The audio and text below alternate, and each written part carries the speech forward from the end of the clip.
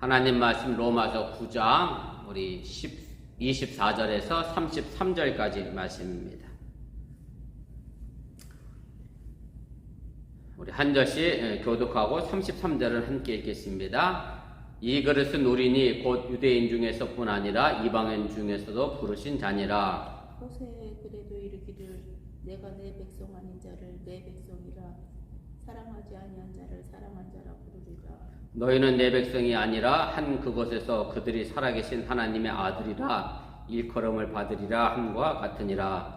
또 이사야가 이스라엘에게 관하여 외치되 이스라엘 자손들의 수가 비록 바다에 모래가 될지라도 남은 자만 구원을 받으리니 주께서 땅 위에서 그 말씀을 이루고 속히 시행하시리라 하셨느니라. 또한 이사야가 미리 말한 바 만일 만군의 주께서 우리에게 씨를 남겨두지 아니하셨더라면 우리가 소돔과 같이 되고 고모라와 같이 같았으리로다 함과 같으니라. 그러니 우리가 무슨 말을 하리요? 의를 따르지 아니한 이방인들이 의를 얻었으니 곧 믿음에서 난 의요. 의의 법을 떠나간 이스라엘은 율법에 이르지 못하였으니 어찌 그러하랴? 이는 그들이 믿음을 의지하지 않고 행위를 의지함이라. 부딪힐 돌에 부딪혔느니라. 기록된 바 보라, 내가 걸림돌과 거치는 바위를 시온에 두노니 그를 믿는 자는 부끄러움을 당하지 아니하리라 함과 같으니라. 아멘. 오늘 로마서 26번째 시간입니다. 하나님의 의미성과 인간의 항변 문제라고 하는 제목으로 말씀을 전하려고 합니다. 오늘 말씀의 제목을 부제를 달아드린다라고 하면 이방인이 구원에 이르게 된 그 비결과 그 다음에 이스라엘은 왜 구원에서 멀어졌는가, 이스라엘의 실패에 대한 이야기라고 해도 틀리지가 않습니다. 내용문해를 보시면 하나님의 섭리와 선택이라고 하는 큰 틀 안에 있는 마지막 부분의 그런 내용입니다. 우리가 지난 시간에 하나님의 이제 자유롭게 이제 선택하셨다. 그래서 야곱과 에서의 비유를 들으면서 이렇게 얘기했죠. 이미 하나님께서 뱃속에서부터 이미 이제 야곱을 선택했고 에서보다 야곱이 더 행함으로 뭐가 나아진 건 아니었음에도 불구하고, 그쵸, 뱃속에 있는 아이가 뭘 갖고 하나님이 비교하고 생각했겠습니까? 하나님께서 야곱을 선택해서 이제 이스라엘의 민족으로 이제 그 씨를 연결시켜 주셨다. 그래서 하나님이 자유롭게 이제 선택하셨다. 그러면서 또 이런 비유를 하나 들었습니다. 하나님의 절대 주권에 관하여 이야기하면서 토기장이가 자기 마음대로 토기를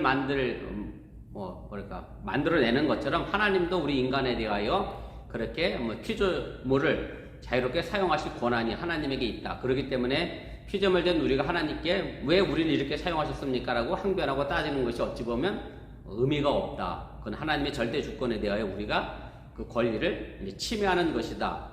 그렇게 이야기를 했습니다. 그렇다고 해서 이제 사도 바울이 그럼 하나님께서 선택하시는 것이 자기 마음대로 자기 하고 싶은 대로 하나님 마음대로 하는 것이냐? 결코 그렇지 않다라고 하는 얘기고, 하나님의 구원 역사에서 필요한 대로 우리를 들어 사용하신다. 그래서 진노의 그릇이 긍휼의 그릇도 될 수 있고, 또 긍휼의 그릇이 혹은 진노의 그릇도 얼마든지 바뀔 수 있다라고 하는 것이 이제 지난 시간까지의 그런 내용입니다. 그래서 오늘 이어지는 내용은 이제 하나님께서 또 그렇게 자유롭게 이방인들을 선택하셨고, 또 이스라엘 민족 가운데서 하나님께서 선민이라고 그들을 불렀지만 많은 사람들이 하나님을 향한, 예수님을 향한 믿음을 가지지 못했기 때문에 구원에서 멀어졌다라고 하는 것에 대하여 사도 바울이 구약성경의 여러 가지 본문을 인용하면서 그 정당성을 오늘 이야기하는 것이 오늘 본문 말씀의 내용입니다.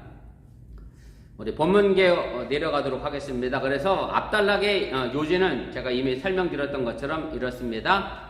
하나님께서 이미 이스라엘을 선택한 민족으로, 선민으로 선택하셨음에도 불구하고, 그런 특권에도 불구하고 하나님의 구원의 역사 속에서는 그런 혈통이나 어떤 민족 때문에 하나님께서 그것이 영원토록 그 구원이 보장되지 않는다라고 하는 것을 이야기했고, 그래서 하나님의 절대 주권은 진노의 그릇을 긍휼의 그릇으로도 얼마든지 바꿀 수 있고, 반대로 긍휼의 그릇도 진노의 그릇이 될 수 있음에 관하여 이야기를 하게 됐습니다. 2번입니다. 그래서 이어지는 이제 본단락의 내용은 이제 앞에서 이야기했던 그 진노의 그릇과 긍휼의 그릇에 대하여 구약 성경의 여러 가지 말씀을 인용하면서 이제 사도 바울이 그것을 실제적으로 예를 들어서 자신의 현재 상황에 맞춰서 이제 설명하고 있는 그런 내용입니다. 3번입니다. 그래서 이제 24절에 이제 이렇게 시작을 하죠. 이 그릇은 이라고 하는 단어로 시작하게 되는데, 이 그릇은 누구냐면 바로 23절에 나와 있는 것처럼 이제 긍휼의 그릇에 포함된 우리를 이제 가르치는 것이고요. 당연히 이것은 뭐 유대인뿐만 아니라 이방인들도 포함하고 있는 것이고, 예수 그리스도를 믿음으로 말미암아 진노의 그릇에서 이제 긍휼의 그릇으로 바뀌어진 바로 우리들을 가르치고 지칭하고 있다라고 하는 얘기입니다.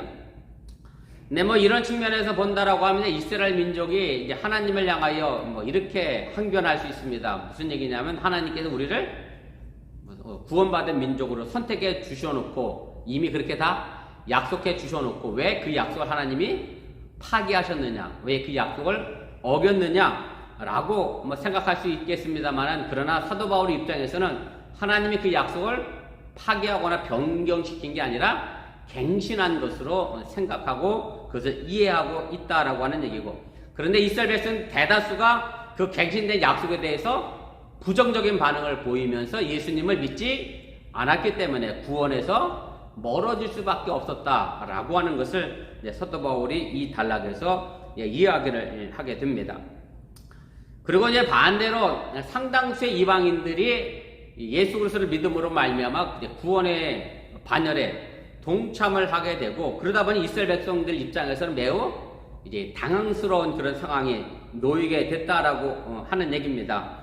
그래서 이에 대해서 사도 바울이 앞서 얘기했던 것처럼 하나님이 창조주이기 때문에 언제든지 토기장의 비를 들면서 우리 피조물 된 우리를 마음껏 사용하실 수 있다라고 하는 것을 이야기하고, 또 구원사의 역동성을 이야기하면서 진노의 그릇이 긍휼의 그릇도 되고, 또 긍휼의 그릇이 진노의 그릇도 되고, 그러면서 이제 바로의 예를 들어 설명을 했죠.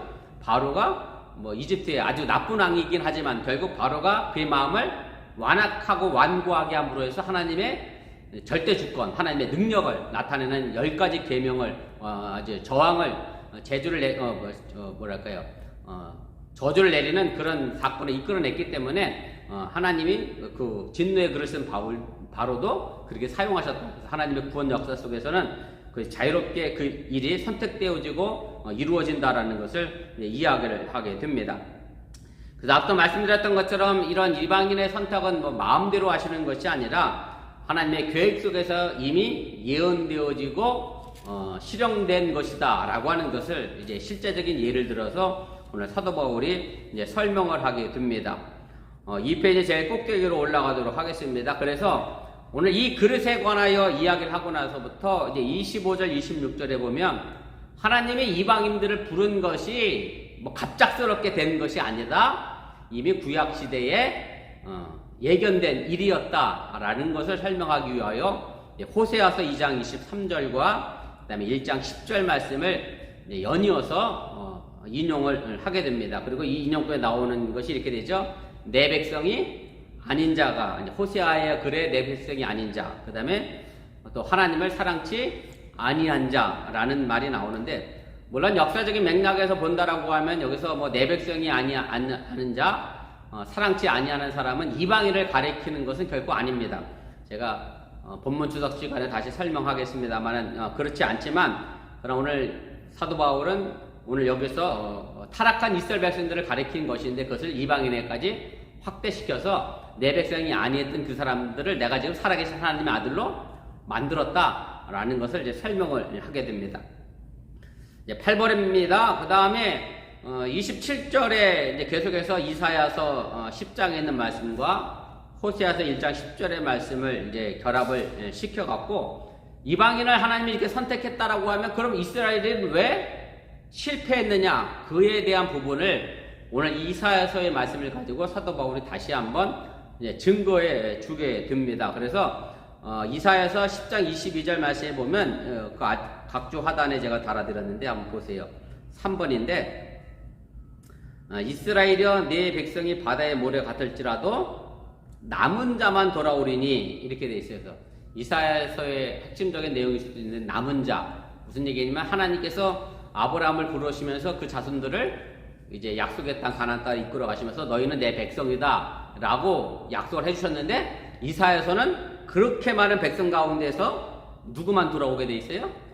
남은 자만 돌아온다라고 하면서 이스라엘 민족 전체가 다 구원받는 것은 아니다라고 이미 구약 성경에 예견되어 있다라고 하면서 이제 그 남은 자를 이제 1차적으로는 유대인이면서 예수를 믿었던 유대인 크리스천들을 향하여 이야기하는 거죠. 왜냐하면 그 사람들이 정말 하나님께서 선택받은 민족이었고 지금 그 유대인들 가운데 예수 믿는 사람들이 그 남은 자라고 하는 것을 사도 바울이 이야기를 하게 됩니다. 이제 9번입니다. 그래서 호세아서에 나와 있는 그 예언의 말씀, 그 다음에 이사야서에서 나오는 그 예언의 말씀이 하나님께서 공수표로 만든 것이 아니라 반드시 신속하게 이루어질 것이다 라고 이야기하면서 28절에서 다시 이사야서의 말씀을 인용하면서 그것을 증거로 삼게 됩니다. 10번입니다. 그래서 이 남은 자는 제가 아까 말씀드렸던 것처럼 이스라엘 민족에게서 이제 희망의 어떤 징표이고 하나님의 그 진노의 그릇들에 대하여 오래 참으심으로 해서 그 씨를 완전히 멸망시키지 않고 뭐 또 이사야서 다른 말로는 이제 그루터기라고 하는 말로도 설명을 하죠. 이사야서가 그래서 남은 자, 그루터기, 남은 씨 이 부분을 이야기하면서 하나님의 절대 주권에 대한 이것 또한 배려임을 이제 사도 바울이 이제 이야기를 하게 됩니다. 그리고 이제 마지막으로 이제 30절부터 이제 33절에 나와 있는 얘기가 어찌 보면 좀 이해가 안 될 수도 있습니다. 이방인들이 수고하지도 않았는데 하나님을 뭐라고 돼 있어요?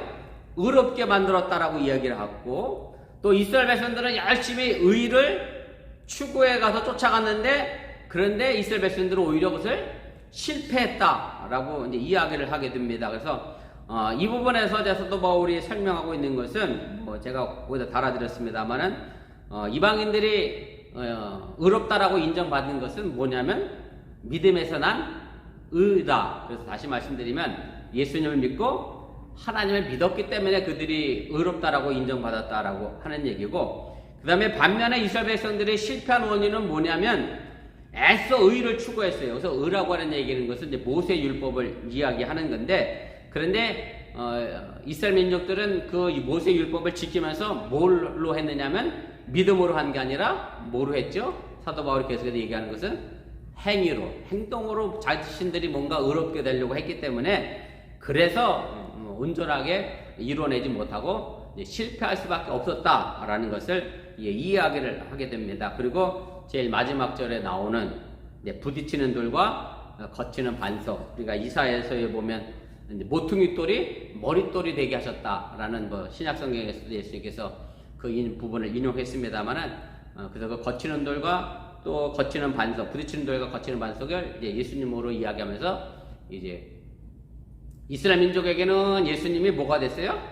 부딪히는 돌이 됐고 거치는 반석이 됐고 이방인들에게서는 그 예수님 돌이 뭐가 됐느냐면 모퉁이 돌이 머릿돌이 되는 그런 이중적인 역할을 했다라는 것을 이제 사도 바울이 이제 해석을 해 나가게 됩니다. 여기까지가 이제 오늘 읽었던 본문의 전체적인 개요고요. 우리가 본문 주석을 통해서 이제 자세하게 그 내용을 좀 설명해 가도록 하겠습니다. 먼저 24절입니다. 1번인데 이 그릇은 누굽니까? 오늘 24절에 보면 이 그릇에 관하여 나오는데 제가 다시 한번 읽도록 하겠습니다. 이 그릇은 우리니 곧 유대인 중에서뿐 아니라 이방인 중에서도 부르신 자니라. 그래서 오늘 나와 있는 얘기는 제가 아까도 말씀드렸던 것처럼 이 그릇은 긍휼의 그릇에 포함되어 있는 사람들을 얘기하는 거고 더 좁게 말하면 구원받은 우리를 가르치는 것이고 그래서 이 그릇 속에 유대인뿐만 아니라 예수를 믿었던 이방인들도 포함되어 있는 것이다 라고 이제 그 이야기를 하게 됩니다. 그래서 사도 바울이 그리스도인이 된다라고 하는 것은 어떤 민족적이고 혈통적이고 문화적 배경에 의하여 결정되는 것이 아니다 라고 하는 얘기고 예수를 믿는 믿음이면 그 문화적이고 종족적이고 또 혈통적인 그 모든 것들을 다 초월해서 우리가 구원의 반열에 이르게 된다. 그래서 예수 그리스도를 믿는 믿음이 무엇보다 중요하다라는 것을 사도 바울이 이제 이야기를 하게 됩니다. 그래서 사실은 앞서서 사도 바울이 로마서 앞부분에 보면 시작이 이랬잖아요. 모든 사람은 죄인이다. 이런 정의를 내리고 시작을 했거든요. 그래서 뭐라고 했냐면 이방인도 죄인이다. 그렇다고 해서 유대인들이라고 해서 더 잘난 것도 없고 유대인도 죄인이다. 다 죄인일 수밖에 없는 그런 이유를 쭉 설명했음에도 불구하고 하나님께서 그들을 구원해 내셨다라고 하는 것을 이제 이야기하고 있다라고 하는 얘기고, 바로 그래서 이 그릇, 구원의 그릇, 진노의 그릇이 아닌 긍휼의 그릇 속에 우리가 들어와 있다. 뭐 그게 따지면 이방인 유대인과 비교해 볼 때 뭐 지금 우리도 죄인이 아니다라고 말할 수 없는데, 그럼에도 불구하고 하나님은 우리를 구원해 내셨다라고 하는 것을 사도 바울이 이야기를 하게 됩니다. 자, 하나님의 이방인들을 부르신 증거를 위하여 인용한 이제 구약 성경의 내용이 무엇입니까? 오늘 25절, 26절 두 구절이 전부 호세아서의 내용을 이제 인용한 내용인데, 제가 다시 한번 읽어보겠습니다. 25절. 호세아의 글에도에서 이제 호세아서를 인용했다라고 사도 바울이 분명하게 밝히죠. 이르기를 내가 내 백성 아닌 자를 내 백성이라, 사랑하지 아니한 자를 사랑하는 자라 부리라. 여기가 한 구절을 인용한 거고요. 그 다음에 26절도 또 한 구절 인용한 겁니다. 너희는 내 백성이 아니라 한 그곳에서 그들이 살아계신 하나님의 아들이라 일컬음을 받으리라 함과 같으니라. 그래서 두 구절의 호세아서를 사도 바울이 인용을 하게 됩니다. 호세아서 2장 23절과 호세아서 1장 10절 말씀을 인용한 내용인데, 요거는 제가 바로 그 1페이지에다가 이미 각주로 달아드렸어요. 제가 1페이지 1번이 이제 바로 그 내용인데, 제가 읽어보겠습니다. 각주 1번. 내가 나를 위하여 그를 이 땅에 심고 긍휼히 여김을 받지 못하였던 자를 긍휼히 여기며 내 백성 아니었던 자에게 향하여 이르기를 너는 이제 내 백성이라 하리니 그들은 이르기를 주는 내 하나님이시라 하리라 하시니라. 요 얘기고, 그 다음에 1장 10절에 있는 말씀인데요. 그러나 이스라엘의 자손의 수가 바다의 모래같이 되어서 헤아릴 수도 없고 셀 수도 없을 것이며 전에 그들에게 이르기를 너희는 내 백성이 아니라 한 그곳에서 그들에게 이르기를 너희는 살아계신 하나님의 아들들이다 할 것이다. 그래서 호세아서 이 두 구절을 사도 바울이 인용을 하게 됩니다. 그래서 제가 여기 아까 말씀드렸던 것처럼 여기 나오는 그 인용구에 내 백성이 아닌 자를 내 백성이라 불렀다. 그 다음에 사랑하지 아니한 사람을 살아계신 하나님의 아들이라고 만들었다라고 하는 이 표현은 역사적 맥락에서 보면 이방인을 가리키는 내용은 이제 아닙니다. 뭐 여러분들이 아시는 것처럼 타락한 이스라엘을 가르친 거고, 호세아의 내용이 이런 내용이잖아요. 여로보암 2세 때 북쪽 이스라엘이 하나님을 섬기지 않고 자꾸 우상을 숭배하고 타락의 길로 걸어가니까 호세아에게 결혼을 하나 시키죠. 누구를 시키죠? 결혼을? 이제 창녀 고멜이라고 하는 여자와 결혼을 시켜요. 그런데 이 고멜이라는 여자가 자꾸 호세아와 제대로 살지 못하고 집을 나가요. 그리고 호세아는 또 고멜을 또 데리고 나가면 또 데려오고, 그래서 호세아가 고멜을 데리고 사는 그 모습을 하나님께서 예를 들어 말씀하신 거죠.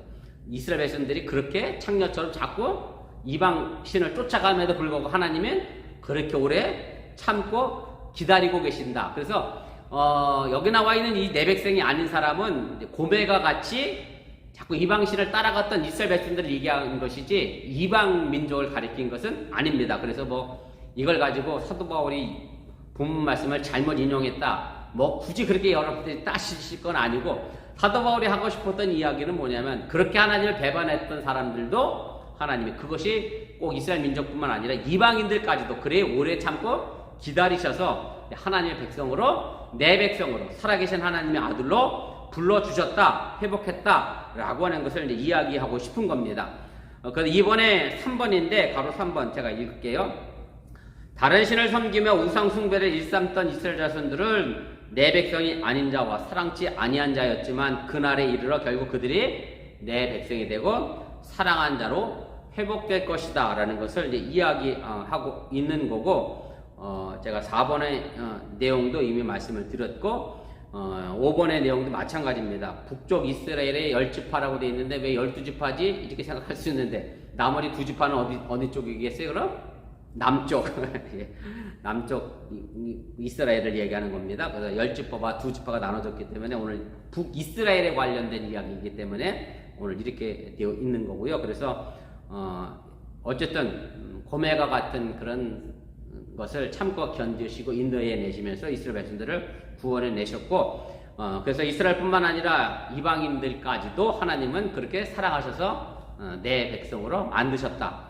호사의 인용구를 통해서 사도 바울이 이야기를 하게 됩니다. 바울이 또 인용한 그럼 이스라엘 백성들은 왜 실패했느냐? 이것도 이제 구약 성경에 이미 예언됐다라고 이제 사도 바울이 이야기하고 있는 것이고요. 27절부터 29절에 있는 말씀인데 그것도 인용입니다. 이제 이사야서의 인용입니다. 또 이사야가 이스라엘에 관하여 외치되 이스라엘 자손들의 수가 비록 바다에 모래 같을지라도 남은 자만 구원을 받으리니 주께서 땅 위에서 그 말씀을 이루고 속히 시행하시리라 하셨느니라. 또한 이사야가 미리 말한 바 만일 만군의 주께서 우리에게 씨를 남겨두지 아니하셨더라면 우리가 소돔과 같이 되고 고모라와 같았으리로다 함과 같으리라. 그래서 이스라엘 백성들이 왜 하나님을 믿지 않고 예수님을 믿지 않고 실패할 수밖에 없었느냐? 이것도 이미 구약 성경에 예언된 거다라고 사도 바울이 이야기를 하게 되는 거고요. 이것을 증명하기 위해서 이제 이사야서 10장 22절과 23절, 그다음에 호세아서 1장 10절을 사도 바울이 부분적으로 짜집기 해서 우리에게 전해주고 있습니다. 이사야서의 내용은 제가 아까 좀 전에도 읽어드렸던 것처럼 남은 자, 그루터기, 남은 씨라고 하는 개념으로 이사야가 이야기한 그런 내용이고요. 우리 4페이지로 가도록 하겠습니다. 그래서 이사의 예언 가운데 이제 사실은 아브라함이 이삭을 제물로 바침으로 해서 하나님께서 이제 아브라함을 이스라엘 민족의 이제 조상으로 세워주시고 그 민족들에게 하늘의 별과 같이 땅의 모래같이 많은 민족을 주시겠다라고 약속을 했는데, 그런데 그 약속에 이사야서가 단서를 하나 붙입니다. 뭐냐면 남은 자만 다시 내게 돌아오게 될 것이다 라고 해서 이스라엘 민족 전체가 다 구원받는 것이 아니다 라는 것을 이제 이야기하게 되는 거고요. 가로 3번입니다. 그래서 사실은 남은 자 사상은 이스라엘 민족에게 있어서는 약간 뭐랄까요, 무서운 말씀입니다. 왜냐하면 이스라엘 민족이라고 본인들 스스로가 아브라함의 자손이기 때문에 당연히 자기들은 어디가 앉아 있어야 돼요? 천국 안방에 앉아 있어야 될 거라고 확실하게 믿고 있었는데, 이사에서는 아니야, 니들이 전부 천국 안방에 앉아 있는 게 아니고 누구만? 남은 자만 앉아 있어. 이렇게 얘기해 놓으니까 이스라엘 민족들이 그럼 혹시 내가 남은 자 속에 못 들어가면 어떡하나? 라고 하는 그런 두려움과 위협적인 개념으로 인식이 될 수밖에 없었다라고 하는 얘기고요. 그래서 사도 바울은 이 남은 자의 개념을 통해서 이스라엘 민족 전체가 예수님을 믿는 게 아니라 일부분만, 하나님이 갱신하신 이 믿음을 가지고 내가 구원에 이르게 하겠다라고 하는 이 갱신된 언약의 말씀을 일부분 이스라엘 민족만 받아들이고 나머지 이스라엘 민족들은 그 하나님의 말씀을 받아들이지 않을 것이다. 이것이 이미 구약 성경에 예언됐다라는 것을 이야기하면서 사도 바울이 전하고 있는 복음의 정당성을 분명하게 밝히고 있습니다. 그리고 이 예언의 말씀은 정확하게 이루어질 것이다 라고 하면서 이사야서 10장 23절 말씀을 인용해서 그대로 이제 증명해 주고 있는 거고요. 근데 그것이 이제 29절에 나와 있는 그 이사야의 내용인데, 이것은 이사야서 1장 이제 9절에 있는 말씀을 인용한 거고, 위에서 언급된 남은 자는 이 9절에서 이제 씨로 이제 바뀌면서 남은 자, 남은 씨, 또 이사야에서 나와 있는 이제 구루터기 다 같은 개념으로 이야기를 하게 됩니다. 그래서 6번입니다. 그래서 이 씨는 아브라함의 많은 자손들 가운데에 전부를 의미하는 게 아니라 그 안에서 예수를 믿는 택정함을 입은 몇몇 사람들을 이야기하는 거고, 그래서 이제 사도 바울이 표현하고 있는 로마서에 나와 있는 내용처럼 이렇게 되어 있어요. 로마서 11장 4절 말씀에 제가 각주 하단에 달아드렸는데 보세요. 8번입니다. 그에게 하신 대답이 무엇이냐? 내가 나를 위하여 바알에게 무릎을 꿇지 아니한 7,000명을 남겨두었다 하셨으니, 그래서 남은 자 7,000명에 관련된 이야기로 이 남은 씨에 관련된 것을 서로 연결시키고 있다라고 하는 것을 여러분들이 기억하시면 좋겠습니다. 그 다음에 이제 소돔과 고모라 같이 되었을 것이다 라고 이제 사도 바울이 이야기를 하게 되는데, 뭐 창세기 19장에 나와 있는 내용이고, 소돔과 고모라는 뭐 신약 성경이든 구약 성경이든 최악의 도시, 악의 도시로 아주 대표적으로 등장하는, 종말 때가 되면 반드시 심판받을 도시, 그게 이제 소돔과 고모라가 되는 것이고요. 그래서 결국 그리스도의 복음을 받아들이지 않는 사람들은 어떻게 될 것이다? 소돔과 고모라와 같이 멸망당할 것이다 라는 것을 이제 사도 바울이 이야기하고 있음을 여러분들이 기억하시면 좋겠습니다. 그러나 바울이 이제 그들에게 희망의 불씨를 남겨준 것은 유대인 그리스도인들이 결국은 멸절되지 않을 것이다, 구원을 받을 것이다, 그리고 하나님의 긍휼을 입게 될 것이다 라는 것을 이야기를 하게 됩니다. 자, 마지막 4번입니다. 자, 이방인의 칭의와 이스라엘의 실패의 원인. 그럼 하나님은 이방인들을 미리 호세아에서에서 구원하시겠다고 예언을 했고, 그 다음에 또 이사야서의 말씀을 통해서 이스라엘 민족이 남은 자만 구원받고 나머지는 전부 실패하게 됐다. 그 원인은 도대체 뭐냐라는 것을 이제 설명을 하게 되는데, 30절부터 33절까지 있는 말씀입니다. 그런즉 우리가 무슨 말을 하리요? 의를 따르지 아니한 이방인들이 의를 얻었으니 곧 믿음에서 난 의요. 이방인들이 성공한 것은 믿음에서 난 의 때문이다 라고 이제 사도 바울이 이야기를 하게 되고, 31절입니다. 의의 법을 따라간 이스라엘은 율법에 이르지 못했다. 여기서 얘기하는 의의 법은 하나님이 우리를 의롭다 인정한 그 칭의를 이야기하는 게 아니라 모세 율법을 얘기하는 겁니다. 32절 어째 그러하냐? 이는 그들이 믿음을 의지하지 않고 뭐를 의지했어요? 행위를 의지했기 때문에 결국 예수님에게 부딪히는 돌이 됐다라고 하는 거고, 33절입니다. 기록된 바 보라, 내가 걸림돌과 거치는 바위를 시온에 두노니 그를 믿는 자는 부끄러움을 당하지 아니하리라 함과 같으리라. 그래서 이방인이 구원받았던 이유, 그 다음에 이스라엘 민족이 구원받지 못한 이유를 이제 사도 바울이 설명을 하게 됩니다. 제가 앞서 이야기했던 것처럼 사도 바울은 이방인들은 하나님의 진노를 피할 수 없는 그런 사람이었다. 이방인들이 이렇게 얘기했다 그랬죠. 우리는 하나님을 알지 못했습니다. 그래서 우리가 하나님을 섬기지 못했습니다 라고 핑계하지 못할 것이다 그러면서 이렇게 설명했어요. 이미 하나님이 창조하신 피조물 속에 뭐를 넣었어요? 하나님의 형상을 다 놓아놨기 때문에 너희들이 몰랐다라고 핑계하지 못한다. 그러면서 이제 순리를 영리로 바꿔 사용하면서 이방인들의 죄를 이야기를 했고, 본질상 이방인들은 의를 추구하지 않았던 죄인들이다라고 이미 다 못을 박았어요. 가로 2번입니다. 그런데 이런 이방인들이 의를 얻었다, 의롭게 됐다라고 이야기하게 되는데, 그럼 어떻게 이방인이 의롭게 됐느냐? 그것은 뭐와 상관없이, 율법과 상관없이 하나님에 의하여 계시된 예수 그리스도를 믿음으로 말미암아. 그래서 오늘 여기 사도 바울이 믿음에서 난 의요 이렇게 표현하는 것은, 이 믿음은 바로 예수 그리스도를 의지했음을 의미하는 거고, 그래서 이방인의 이 신앙은 결국 예수를 믿고 하나님을 믿는 신앙으로 인하여 그들이 구원에 이르게 됐다, 의롭게 됐다, 칭이 됐다라는 것을 이야기하는 것이고, 그렇기 때문에 이 칭이, 이 구원은 전적으로 누구의 선물이에요? 하나님의 선물이죠. 하나님께서 이방인들에게 그런 선물을 내주셨기 때문에 이것이 가능했다라고 하는 것을 이야기하는 겁니다. 그래서 4번 제일 마지막 하단에 제가 이렇게 썼죠. 그러므로 본문의 믿음이란 말 속에는 예수 그리스도를 통해 나타난 하나님의 신실함과 이에 대한 이방인의 믿음이 서로 연결되어져 있는 단어인 것을 여러분들이 기억하시면 좋겠습니다. 5페이지입니다. 5페이지 제 꼭대기에 3번으로 가겠습니다.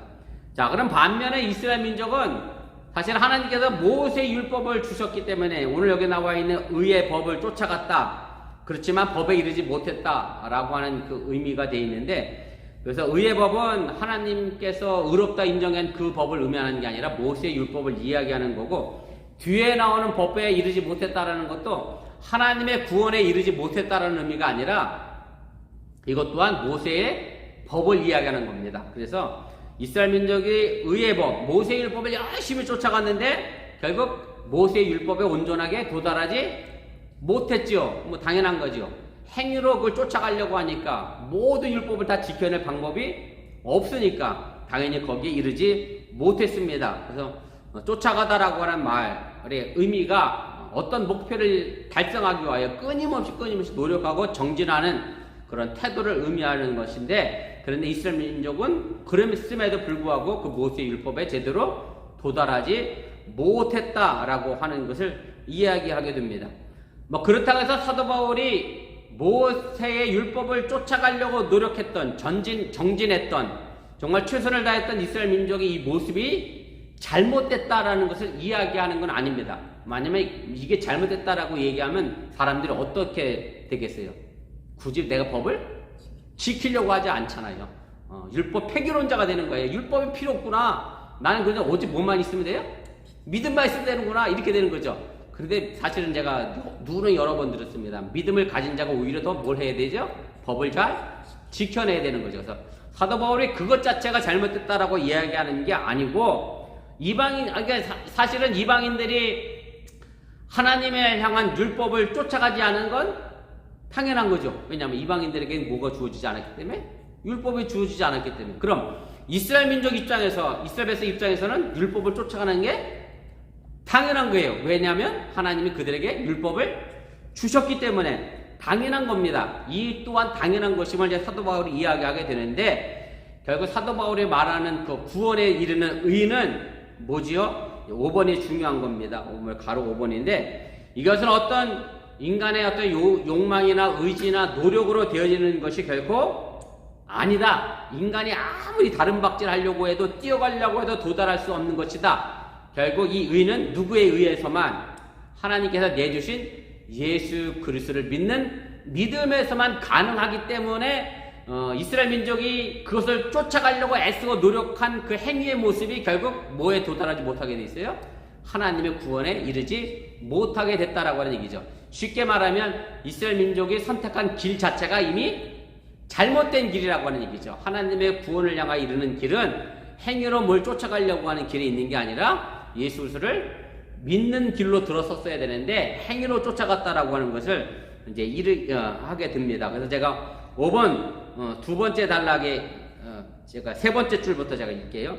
다시 말해 그 의인은 그리스도를 믿음으로 하나님에게서 난 하나님의 의인 것이고, 그러므로 그들이 그 의에 이르지 못하는 것은 당연한 결과일 수밖에 없다라고 하는 것을 이제 이야기를 하게 됩니다. 그래서 바울이 이스라엘이 모세의 율법을 추구했음에도 불구하고 그 율법에 이르지 못한 것은 뭐냐? 실패의 원인이 뭐냐? 그것은 믿음으로 의지하지 않고 뭐를 의지했어요?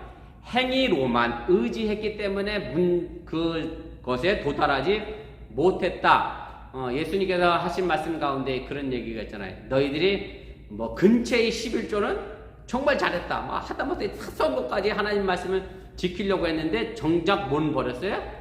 의를 버렸다. 신을 버렸다.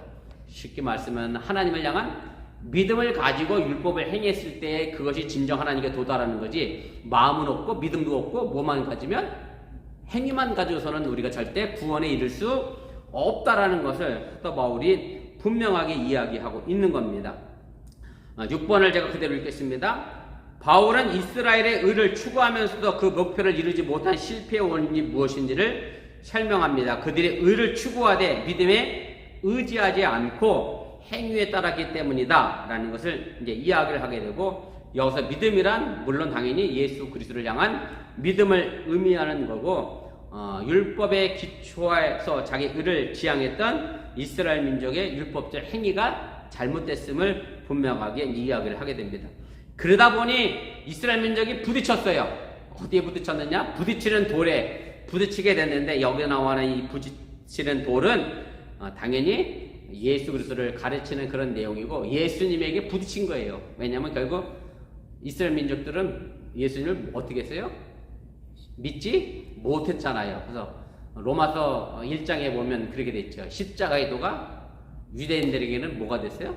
꺼리끼는 것이 됐다. 왜냐하면 십자가 나무에 달려 죽은 자는 하나님께 저주받은 것이다. 그래서 예수님께 받아들이지 못했기 때문에 거기에 부딪히는 돌이 됐고, 이방인들에게는 십자가가 미련한 것을 보였다라고 이미 얘기했던 것처럼, 그래서 유대인들에게 있어서는, 이스라엘 민족에게 있어서는 이 예수 그리스도가 부딪히는 돌이 됐다라고 하는 얘기고, 그래서 오늘 여기 나와 있는 이제 부딪힌 돌의 정체는 율법에 부딪힌 게 아니라 예수 그리스도에 부딪혀서 그들이 구원에 이르지 못했다라는 것을 이제 이야기를 하게 됩니다. 이것은 이사야서 28장 16절에 나와 있는 그 말씀의 내용인데 제가 각주하단에 달아드렸는데 10번입니다. 보세요.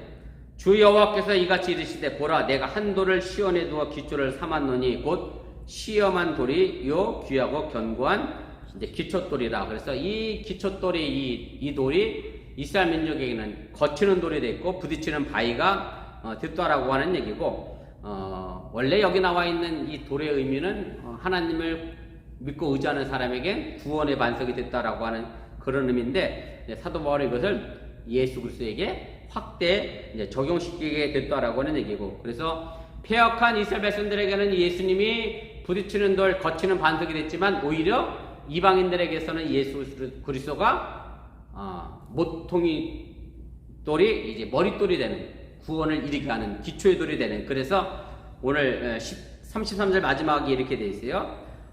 그를 믿는 자는 부끄러움을 당하지 아니하리라. 그래서 이 거치는 반석, 부딪히는 돌, 걸리는 돌 이것을 믿는 사람, 예수 그리스도를 믿는 사람은 결코 부끄러움을 하지 않고 구원에 이르게 될 것이다 라고 하는 것이 사도 바울의 이야기입니다. 그래서 어떤 행위의 문제가 아니라 믿음으로 우리가 구원에 이른다라는 것을 다시 한번 이야기하고 있는 거고 이스라엘 민족이 왜 기껏 우리를 선택해 놓고 이렇게 하셨습니까? 따질 문제가 결코 아니다라는 것을 사도 바울은 분명하게 이야기하면서 이방인들이 성공한 이유 또 이스라엘 백성들이 실패한 이유를 우리가 바라보면서 나는 실패한 이스라엘 민족이 아니라 성공한 이방인들의 모습을 가질 수 있는 우리 어버이교회 성도들이 될 수 있기를 주님의 이름으로 축원을 드립니다.